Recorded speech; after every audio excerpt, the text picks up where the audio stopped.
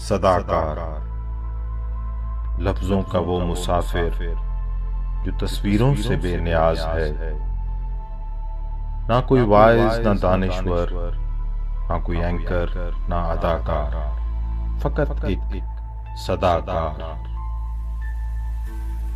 یہ صدا اس وقت کی ہے جب ریڈیو کی سانسوں میں شہروں کے دل دھڑکتے تھے، جب ایک داستان چراغوں کی طرح رات بھر روشن رہتی تھی اور سننے والے آنکھوں سے نہیں دل سے یہ منظر دیکھتے تھے۔ یہاں نہ لائٹوں کی چمک دمک ہے، نہ کیمروں کی پلک جھپک، نہ ملبوسات کی زرق برق ہے، نہ اداؤں کی لچک مچک۔ یہ سب طلسم ہوش ربا سے دور، بہت دور ایک صدا گونج رہی ہے، ایک صدا جو ناظرین کی نہیں سامعین کی منتظر ہے، وہ سامعین جو دیکھنا نہیں بلکہ سننا چاہتے ہیں۔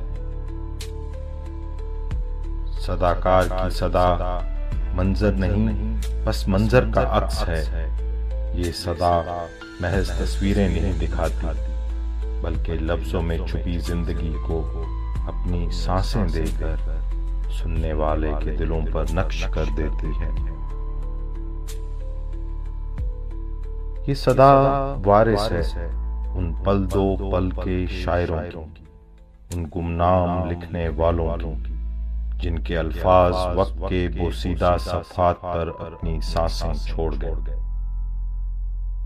یہاں آپ کو وہ افسانے سنائی دیں گے جو کبھی اشاعت کی دہلیز پر دم توڑ گئے، وہ غزلیں جو زندگی کی خشک زرد خزاؤں میں سرسبز و رنگین پہاڑوں کی یاد میں کہی گئیں، وہ نظمیں بھی جو شاعروں کی ڈائریوں میں قید رہ گئیں اور کسی مشاعرے کی داد نہ سمیٹ سکیں، اور وہ خط بھی جو لکھے تو گئے مگر کبھی بھیجے نہ جا سکے۔ صداکار اس پل کا امین ہے، وہ پل جو کل کو آج سے اور آج کو کل سے جوڑتا ہے۔ اس صداکار کے مائک کے اس پار کہانیاں، قصے، داستانیں، کردار، افسانے، نظمیں، غزلیں، شاعر، مزار، کوچے، گلیاں اور چوبارے سب آواز کی دنیا میں سانس لیتے ہیں، لیکن یہ دنیا آنکھوں سے نہیں دل سے دیکھی جاتی ہے۔